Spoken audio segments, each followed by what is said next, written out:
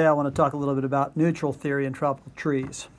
I think the best way to present this is in the drawing way that I'm going to do this, and then I'm going to also provide you with a PowerPoint where we talk about some of the data that supports the different sort of hypotheses for maintaining tropical tree diversity. So the first one is a quick review here that we did in the previous video where I talked about niche theory and how it explains the maintenance of tropical diversity.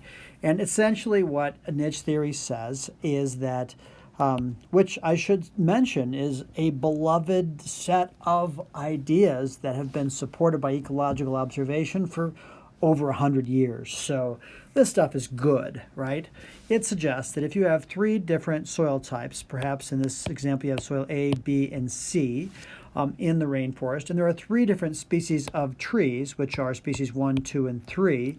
And if you were to plot them or plant them in a common garden like this one, and what you would see is if species A is actually, sorry, not species A, but if 1 prefers soil type A, and 2 prefers B, and 3 prefers soil type C, then what we get is that species 1 would outcompete 2 and 3 on soil A, species 2 would outcompete 3 and 1 on soil B, and species 3 would outcompete 2 and 1 on soil type C. So that's basically classical niche theory. It says that species have narrow specialized niches and that on their niche, like their particular environmental conditions, they are the best competitor. And as a result, they cannot be outcompeted by other species on that condition. So species coexist because competitive exclusion, which is the sort of kernel of this theory, cannot drive species to extinction. So we get the maintenance of diversity through the prevention of competitive exclusion. So remember, the competitive exclusion principle is kind of important here, and it is stopped by niche theory, right? Haha. So now let's take another model though, and let's look as if we had a whole bunch of different grids in the forest, and let's say that they're not, each one is a different soil type, maybe in slightly different conditions, but we have, in my model, I've got 5 different species of trees I've put out here, and the 5 trees are on each one of these. The seeds are placed on every one of these grids. Now, we could try and let these out compete, and we would find maybe a niche theory that the species that are best adapted to each condition will be the ones that win. But what if, and this is what Stephen Hubble proposed, and he said, what if there's another way of preventing competitive exclusion from occurring? And what if that is prevented by a process driven by ecological equivalence, which means that every species has an equal competitive ability on all the different resources and environmental conditions that are out there. So let's talk about that. And let's say that everybody, it would look sort of like this. Let's say every species, like in this case here, is equally abundant, because then this is the abundance on this side. And this is species 1, 2, 3, 4, and 5. And their probability of replacement is equivalent, right, for each of them. That would mean in the next generation, 1 would be replaced by the same number of 1s, 2s by the same number of 2s, 3s by the same number of 3s, and so on throughout this model, right? So everybody gets replaced at the same rate. You might think to yourself, how would the forest look? Well, if all trees were of equal abundance and they were all ecological equivalents, then they would all stay the same abundance. Pretty simple. Of course, that's not realistic, but then again, this is a model and this is where we're starting. What if the species were different in abundance, like in this case? So here, my abundance level is going to be only 3 species, and I have a 10, 100, and 1,000. And again, the most abundant species here will produce the most offspring. And because offspring are produced in this model by each individual that's out there, and each individual produces the same number of seeds, and every seed has the same probability of success. So We call that ecological equivalence among species. And you could also think of that as this equation, simple idea that I'm writing in here, which says, I'll underline it in red, the number of offspring per each generation is equal to however many trees you have times the number of seeds times the probability of survival of each seed. Now we know that we're going to hold the number of seeds, we're going to hold that number constant, right? So this is going to be the same for all trees because of our model. And the probability of survival will be the same for all trees. And if this is the case, the only thing that determines the number of successful seeds is the number of trees in the forest of each species, right? So that means if you do the math here, if you had 1,000, let's say you had 100 trees, you would have 10 seeds each with 1,000 seeds times 0.2. If everyone has the same survival rate and the same number of seeds, then you would have 200 new trees coming from this 100 individuals. It's just an example about how the probability works of survival. And it's basically multiplied by n times p right here. P is the probability of survival, and n is the number of seeds that are produced, which is a result of the number of individual trees. So this is a great idea that he has, and I'm going to go a little bit further with it and say, what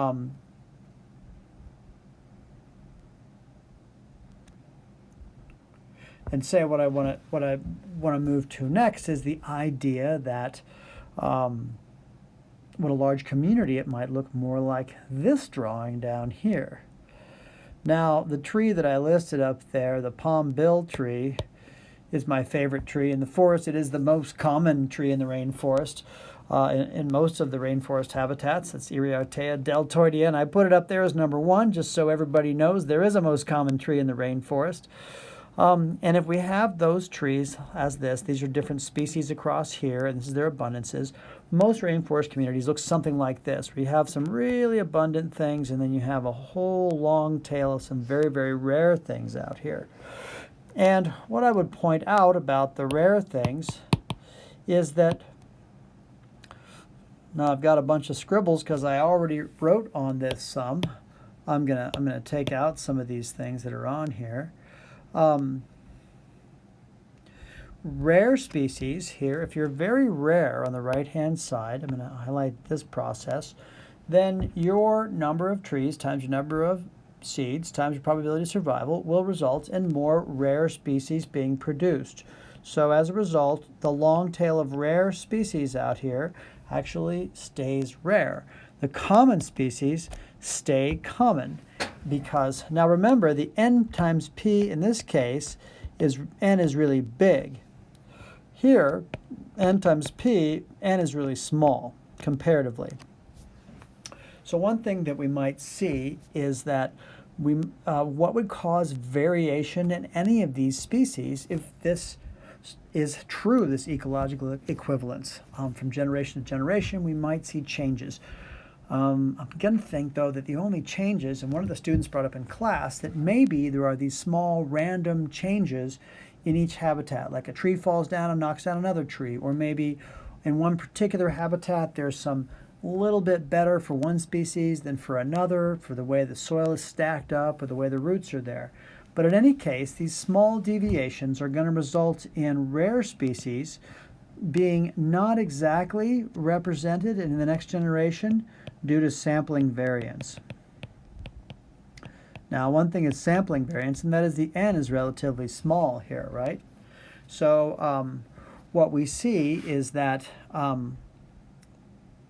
larger n's over here in the common species have less sampling variance, right? Because sampling variance occurs as a result of the number of individuals times the probability not being exactly the expected value. And when n is a small value, sampling variance is larger. So the process that is occurring here, the only deviations are due to what is called ecological drift. And this is a term that Hubble coined for this process. And it is the same term that we see in evolutionary biology where we have drift. So species only go extinct if they drift to extinction. Now, what we know from evolutionary theory is that if you have a large population, genetic drift works like this over time, and a gene frequency can change randomly in random steps, but it does so on very small steps for a large population. For a small population, it can be highly variable in each step. We also have the factor of a thing called demographic stochasticity, which is essentially the same problem of sampling variance, in that any individual tree's change in outcome, either an extra individual or the loss of an individual, has a large effect on a small population. As a result, a variability is introduced to the population as a result of these small demographic effects that are random changes in the birth and death rate that occur on an individual basis, sort of like happenstance.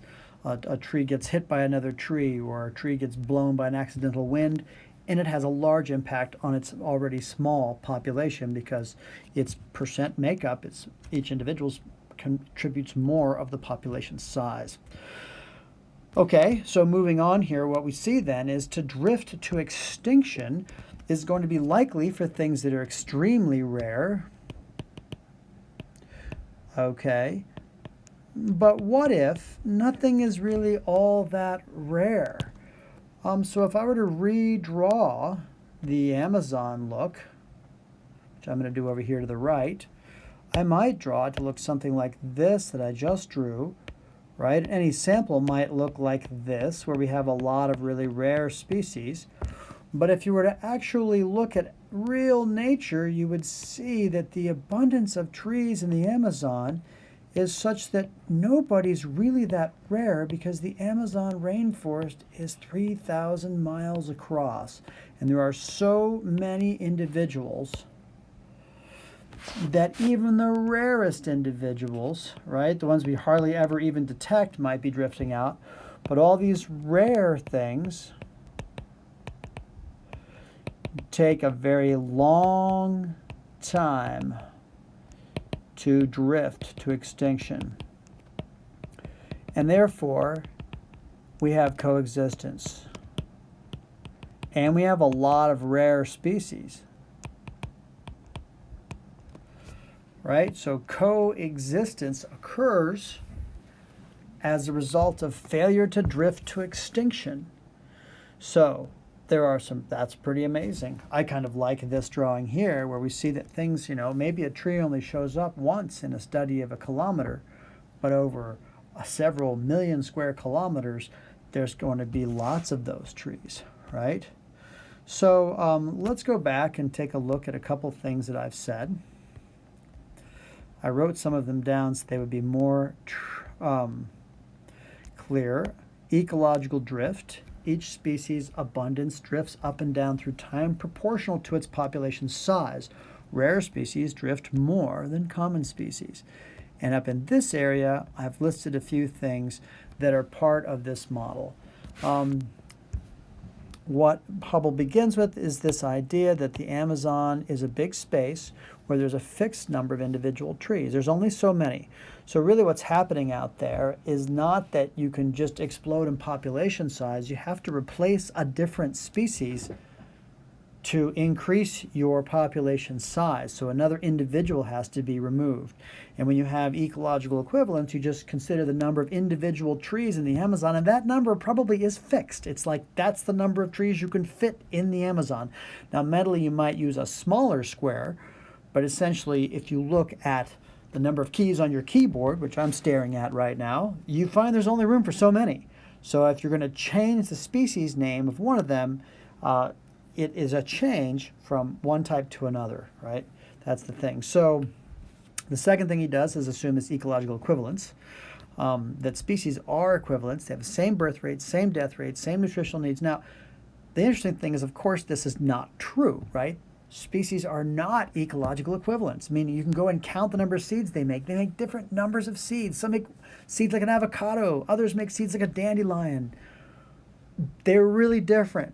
And yet what he says is, be cool, don't jump to conclusions. Let's just see what happens if we make this assumption, and then we can go out and see if being an avocado is actually better than being a dandelion, or what is the if there is a best approach to the life history, right?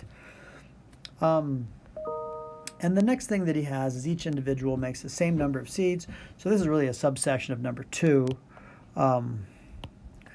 which is a way of thinking about this, that if every tree has the same seeds, the same probability of survival for every seed, then every individual becomes a contributor to the next generation. And these 3 things here, that A, B, and C, are things I just went through with my design. So this explains coexistence by the failure to drift to extinction. And what this results in is lots of relatively rare species not being competitively excluded. And I'll tell you what I really like about this is that this was not something that Hubble generated from an armchair. This is something that he was led to by the data he was collecting on tropical trees, because this started to make sense in the data. And one of the things that he found was the following thing. I guess you might imagine, I could ask you to do this experiment if you wanted to see. I guess I have all my answers out in here.